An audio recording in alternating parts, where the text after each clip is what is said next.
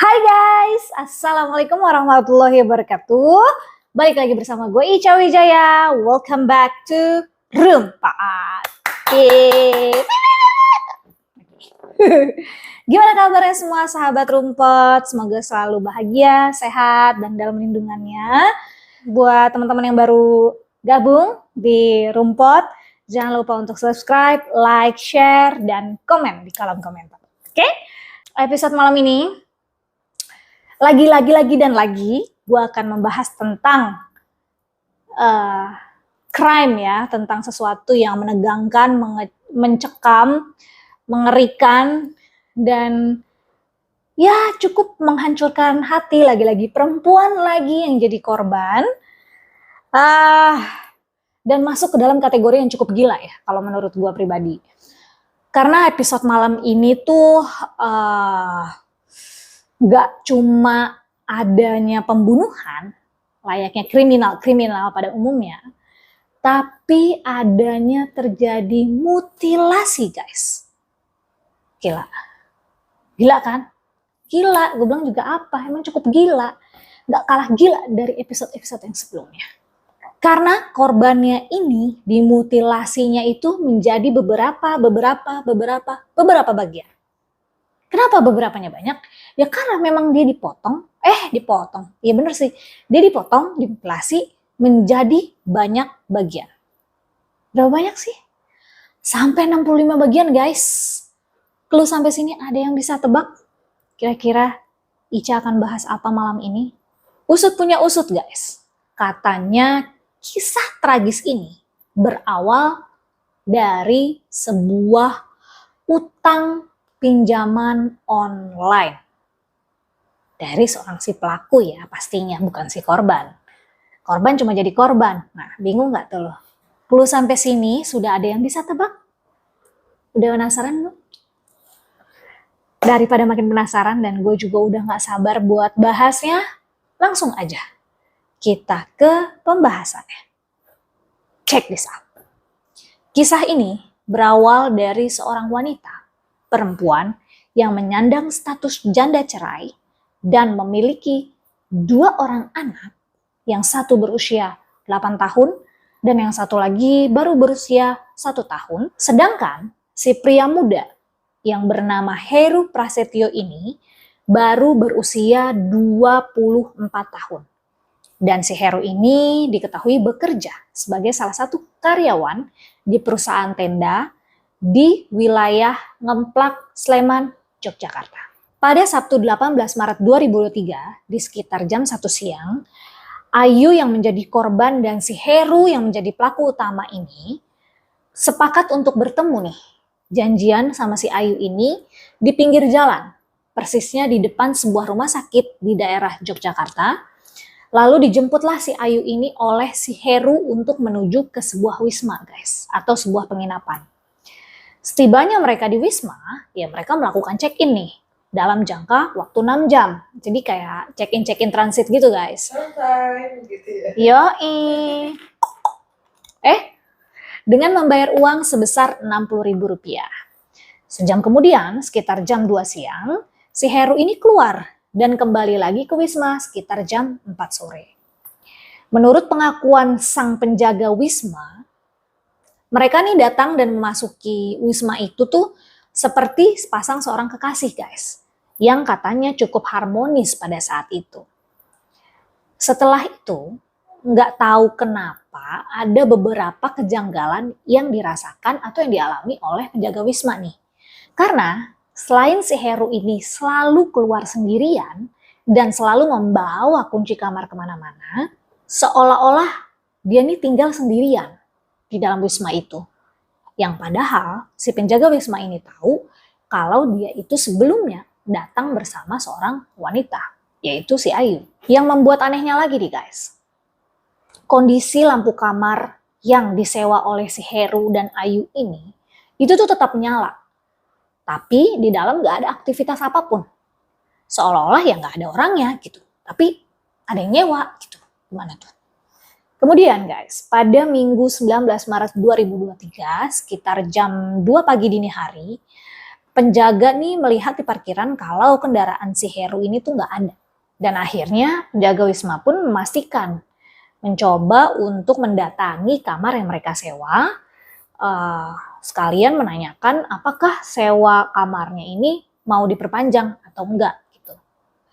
Pas si penjaga Wisma tiba atau sampai di depan pintu kamar nih, sang penjaga nih ya mengetuk lah ya guys, mengetok pintu lah ya dengan sopan lah ya, tok tok tok gitu. Dia ngetok beberapa kali tapi nggak ada jawaban dari dalam. Terus kemudian si penjaga Wisma ini inisiatif lah untuk ngintip lewat jendela nih, untuk lihat ke dalam nih guys. Pas dia ngintip ke dalam, dia kaget tapi masih ragu-ragu karena dia nggak bisa memastikan ya gimana sih, namanya juga cuma ngintip doang gitu kan. Dia ngeliat kalau ada sebuah kepala ya yang tergeletak di lantai kamar mandi. Dan gak hanya itu, ternyata disertai dengan adanya bercak darah. Karena hal itu, sang penjaga Wisma pun akhirnya menghubungi pemilik Wisma nih guys. Dia nelpon untuk dia ngejelasin kejadian yang terjadi pada saat itu di sana, sekaligus dia minta izin untuk membuka paksa pintu kamar tersebut karena terkunci. Setelah dia meminta izin dan diizinkan ya oleh si pemilik Wisma, berhasillah nih dia buka paksa tuh pintu. Setelah terbuka, penjaga Wisma ini kaget guys. Dia terkejut karena benar-benar dia melihat adanya mayat dengan kondisi yang sangat mengenaskan, yaitu sudah tergeletak di lantai dalam kamar mandi dengan kondisi darah yang sudah mengering. Gak pakai lama, penjaga Wisma pun akhirnya menghubungi polisi setempat guys. Setibanya polisi di TKP nih guys, di Reskrim Polda Daerah Istimewa Yogyakarta berikan keterangan olah TKP bahwa aksi keji Heru dimulai dengan memukul korban dengan menggunakan sepotong besi tepat kena di bagian belakang kepala korban. Dan aksi itu dilakukan sesaat sebelum korban membuka seluruh bajunya, seluruh pakaiannya saat mereka hendak berhubungan intim. Setelah itu, karena Heru nih melihat si korban ini sudah tidak berdaya, akhirnya Heru ini memindahkan korban ke kamar mandi untuk dia mulai aksinya dalam memutilasi. Heru pun langsung melanjutkan aksi kejinya dengan menghabisi korban menggunakan berbagai senjata tajam yang ternyata sudah dia siapkan. Nah, polisi nih menemukan beberapa barang bukti berupa pisau komando atau bayonet, pisau biasa, pisau cutter, besi, hingga gergaji. Alat itulah guys yang akhirnya dipakai si Heru untuk membunuh dan memutilasi korban. Di tengah aksi keji yang Heru lakukan, tepatnya di sekitar jam 7 malam, dia sadar nih guys, kalau waktu sewa dia tuh udah mau habis, gak cukup gitu. Akhirnya si Heru ini nih keluar guys, menuju ke meja resepsionis untuk memperpanjang masa sewa kamarnya dengan membayar uang ekstra sebesar Rp100.000. Setelah itu guys, si Heru ini memutuskan untuk meninggalkan Wisma dan kembali ke mes yang berlokasi di Ngemplak, Sleman, Yogyakarta tadi.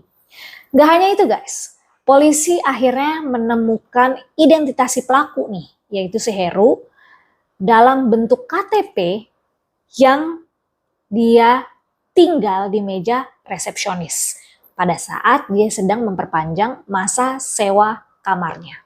Nah, tentunya hal ini memudahkan polisi untuk melakukan pencarian nih guys. Tanpa waktu lama guys, polisi langsung menuju ke alamat yang tertera di KTP tersebut. Dan setiba di sana, polisi langsung melakukan penggeledahan atau penggerebekan. Di hari yang bersamaan dengan ditemukannya jasad atau mayat si korban nih guys, Proses evakuasi yang dilakukan polisi saat itu pada Minggu 19 Maret 2023, pelaku ini ternyata sempat melarikan diri ke kampung halamannya yang berada di Temanggung, Jawa Tengah. Kemudian pada Selasa 21 Maret 2023, Heru pun akhirnya ditemukan sama polisi di salah satu rumah saudaranya di daerah Temanggung, Jawa Tengah. Pada saat Heru kembali ke mes, guys, dia nih berniat untuk ngambil barang-barang dan dia sempat menulis surat di sana, guys. Dan disinilah surat itu ditemukan oleh polisi. Surat yang berhasil ditemukan oleh polisi berisikan seperti ini. Siapapun yang membaca surat atau pesan ini, tolong maafkan aku yang sering membuat kalian jengkel. Saya pergi dari sini, kita bisa ketemu lagi di penjara atau di akhirat. Maaf untuk uang, biar Allah yang memutuskan jika ada waktu dan jalan keluar, akan saya lunasi dengan cara saya sendiri. Kenapa aku melakukan ini? Karena aku sering berada di bawah tekanan akibat gengsi. Dan maaf untuk semua kebohongan aku hanya punya waktu kurang lebih dari 24 jam. Dengan waktu segitu, aku akan menyerahkan diriku ke polisi atau lari sebisa mungkin atau lari dari kehidupan ini. Dan di bagian belakang dari kertas yang dia tulis, Heru pun menuliskan kalimat seperti ini. Salam buat keluargaku di rumah. Dan tolong sampaikan aku telah gagal mendengarkan nasihat dari kedua orang tuaku. Masih ada Wiwit, adikku, yang masih bisa kalian nasihati, dan jangan sampai dia seperti saya. Aku sayang kalian, semoga kita bertemu kembali. Setelah kita udah mendengar dan menemukan kasus keji seperti ini, guys, pastinya kita bertanya-tanya dong, kenapa sih kok dia ngelakuin ini? Apa sih motif dia sampai dia tega gitu ya ngelakuin hal ini? Menurut Kombes Pol Nuredi Irwansyah Putra, si korban dan pelaku Heru ini tuh mereka udah lama saling kenal, guys. Awalnya mereka ini saling kenal melalui sosial media yaitu Facebook pada November 2022. Dan mereka ternyata sudah beberapa kali ketemu untuk berhubungan intim. Tapi belum terjawab nih, guys. Apa sih keinginan dan motif utama si Heru sampai tega gitu ya, sampai hati mau melakukan hal keji terhadap korban? Kalau berdasarkan dari surat yang udah kita baca tadi, guys, Heru ini melakukan aksi kejinya karena gengsi. Dan si Heru ini mengaku alasan dia nekat bisa ngambil nyawa si korban dengan kejam kayak gitu, itu ternyata untuk menguasai harta si korban. Yang ternyata karena dia nih terlilit utang, guys. Utang pinjol dari 3 aplikasi yang berbeda. Yang katanya kalau dirupiahkan sih utang dia tuh ada sekitar 8 juta rupiah. Menurut pihak kepolisian, guys, si Heru ini memang mencari cara untuk melunasi semua hutang yang dia miliki dengan mendapatkan uang secara instan. Oi, bangun tidur lu udah kelamaan. Mie instan aja yang katanya instan itu harus dibuka dulu, bumbunya digunting dulu, mie-nya direbus dulu. Sebelum dimakan diaduk dulu, baru bisa dimakan. Oh, gila. Jadi dia muter otak nih, guys, dan dia berpikiran pendek dengan melakukan aksi kejinya ini terhadap perempuan yang sedang dia dekati. Jadi si Ayu ini cuma dimanfaatin. Anjar, berasa ganteng kali lo. Kalian pasti bertanya-tanya kan, guys, kenapa sih harus sebegitunya gitu? Kenapa sih harus dimutilasi? Alasan si Heru adalah karena maksud dia itu untuk menghilangkan jejak atas aksi kejamnya itu. Dan hasil dari otopsi sementara menyatakan bahwa kalau korban ini ternyata juga mengalami luka dalam pada bagian leher, guys. Luka itu diduga akibat pemotongan sepanjang 20 cm dengan lebar 4 cm dan kedalaman 9 cm. Dan hal inilah yang membuat si korban pendarahan, dan akhirnya meninggal dunia. Lalu guys, hasil otopsi lainnya, korban ini telah dipotong menjadi 3 bagian besar, yakni tubuh dan bagian kedua kaki. Dan selain itu, ada juga bagian tubuh korban yang dipotong kecil-kecil menjadi 62 bagian. Selain 3 bagian besar tadi ya. Jadi semua potongan itu bertotalkan 65 potongan. Bahkan nih guys, di bagian kaki itu ada luka teriris tipis sampai itu tulangnya itu kelihatan. Pihak kepolisian menyatakan nih guys, untungnya bagian organ dalam si korban, si Ayu ini nggak ada yang hilang satupun, semuanya masih utuh. Dan kalian tahu guys, selain si korban ini dibunuh sama si Heru, sama si pelaku ini juga menjual ponsel milik korban. Dijual seharga 600.000 guys. Dan ada uang nih di dompetnya si korban sebesar 300.000 diambilnya sama si Heru ini. Gila Sepengetahuan keluarga korban nih, Ayu ini sebelumnya diketahui bekerja di PT Angkasa Pura guys. Sudah bekerja di sana sekitar 4 tahun katanya. Bahkan pada saat sehari sebelum kejadian naas itu terjadi, Ayu ini sempat berpamitan kepada orang tuanya untuk bekerja. Tapi setelah dikonfirmasi, ternyata nama korban atau si Ayu ini itu tidak terdaftar guys sebagai salah satu karyawan di PT Angkasa Pura. Dan dari kesaksian pelaku yaitu si Heru, dia membenarkan nih kalau si Ayu korbannya ini bukan seorang pekerja, melainkan adalah seorang PSK. Dan pelaku ini mengaku nih guys, kalau dia ini sudah memakai jasa si Ayu ini sebanyak 2 kali. Heru ini mengaku guys, setelah dia memutilasi tubuh korban menjadi beberapa bagian tadi, dia nih berniat untuk membuang potongan-potongan tersebut ke dalam toilet. Jadi maksudnya dia bawa itu korban ke kamar mandi, ya kan, dia potong-potong di situ. Terus tadinya potongan-potongan itu mau dia buang ke dalam kloset. Setelah itu mau dia flush, terus hilang deh. Itu pikiran dia. Nah, awal niatnya si Heru ini kan dia bilang tadi dia pengen buang daging-daging, potongan-potongan tubuh korbannya itu ke dalam toilet, terus dia flush ya kan. Habis itu bayangan dia nih, imajinasi dia bakal masuk ke septic tank, ya kan, ke speed tank, terus gabung nih sama kotoran-kotoran yang lain gitu. Dia nggak tahu kalau kotoran milih-milih kalau berteman. Setelah itu, nanti sisa-sisa tulangnya nih kemana? Sisa-sisa tulangnya ini nanti akan dibawa Heru, dimasukin ke dalam ranselnya, dibawa kabur sama dia guys.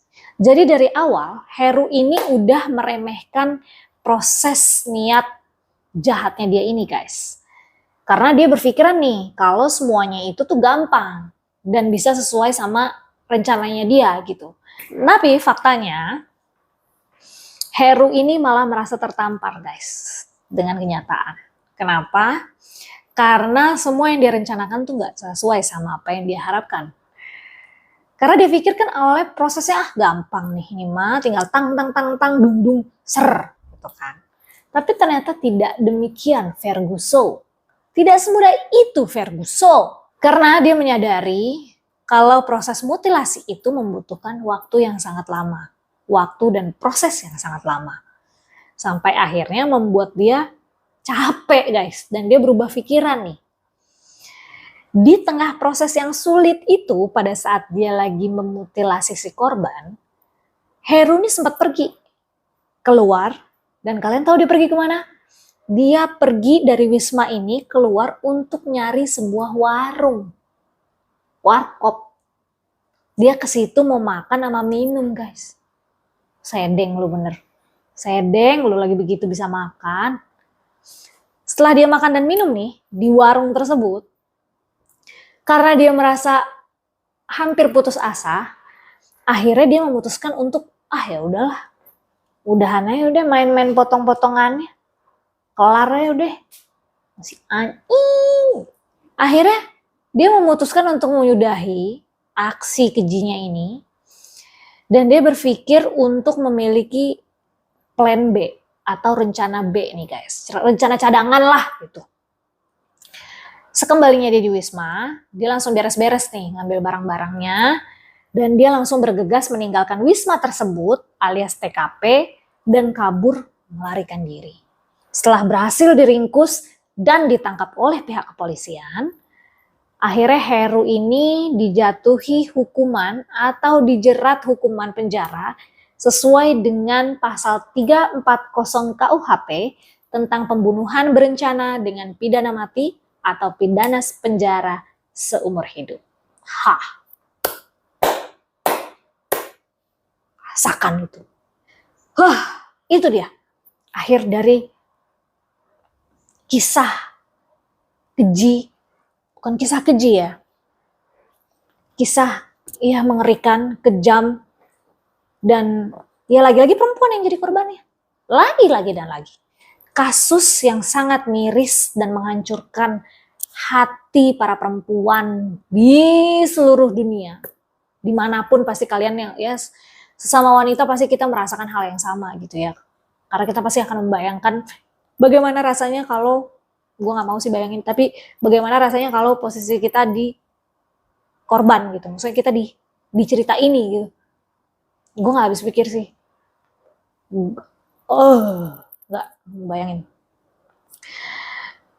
Intinya sih ya, karena kisah ini banyak banget pelajaran yang bisa kita ambil. Terutama buat perempuan nih. Untuk bisa lebih waspada dan berhati-hati lagi dalam percaya, kenalan, ketemu, apalagi dalam sosial media dengan lawan jenis. Karena seperti yang kita tahu nih guys, gak semua orang itu real di dalam sosial medianya mereka. Terkadang mereka ini cuma menunjukkan persona mereka tanpa merefleksikan aslinya atau siapa mereka sebenarnya di dunia nyata. Jadi contohnya ya di sosial media doi flexing ya kan, caption elit, outfit elit, tapi ekonomi sulit kan gitu kebanyakan kan. Cuaks mulu gue dari kemarin. Sebenarnya gue nggak mau ketawa, tapi karena memang rumput ini rumput ini konsepnya menegangkan tapi sambil gelitik-gelitik ketawa, jadi gue harus ada menyisipkan di akhir. Yang penting gue nggak nyeleneh di ceritanya ya guys gitu. Ya semoga dari kasus yang mengerikan ini bisa memberikan kita pembelajaran ya guys untuk bisa lebih hati-hati lagi dalam bersosialisasi, terutama buat semua perempuan. Dan sebenarnya bukan cuma buat perempuan doang, tapi buat laki-laki juga. Ayo dong, kalian harus lebih menghargai wanita, jangan begitu, ya nggak? Udah dikasih enak, lo kasih enak, kan kurang ajar. Cuaks, tuh, gue disuruh cuaks mulu, produser cuaks, aja udah kelar-kelar, kagak kelar-kelar ya cuaks-cuaks mulu gue jadi tanya. Buat siapapun, sahabat rumput, semoga kalian semua selalu dilindungi, dijauhkan dari hal-hal yang seperti ini ya. Dan gue berharap banget, please banget, ayo dong Indonesia, kalian nih negara maju, kalian nih negara yang beradab, ya sebenarnya bukan negaranya yang salah, tapi pribadinya, orang-orangnya ini yang masih memiliki pemikiran-pemikiran primitif. Dan ini bukan maksud mau bercanda, cuma ini heran aja guys. Heran banget ini mas suatu kebetulan. Episode yang kemarin kebetulannya adalah si pembahasan yang gue bahas meninggal di tanggal dimana gue lahir, ya kan? Di sekarang nih kebetulannya adalah, dengerin ya, pasang kuping lo baik-baik, pakai earphone. Heru Prasetyo, ya, ini pelaku nih, si Aing. Bapak si korban itu namanya Heri Prasetyo. Iya mau doang. Wah, bener-bener kebetulan yang sangat kebetulan. Ya gak? Dari Heri sama Heru, belakangnya sama ya Prasetyo. Nggak, entar dulu, nih bapak gimana sih? Misalnya, Pak kok bisa begini Pak? Gitu, gimana Pak?